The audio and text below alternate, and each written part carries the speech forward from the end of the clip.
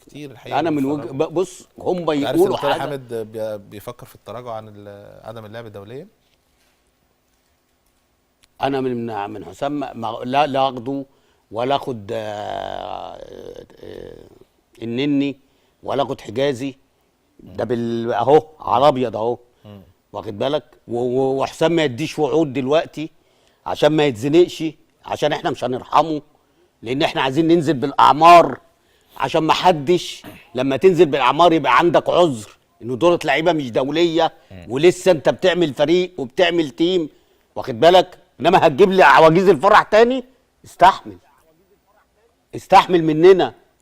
هو لسه ما خدش القرار طارق، يعني التفكير في حاجه حبيبي يبقى كده راجل محترم. انا لو منه خلاص انا بطلت دولي خلاص، ما بهدلش نفسي، لان انا مش هروح واقعد احتياطي ويحصل اللي حصل زي اللي مع فيتوريا.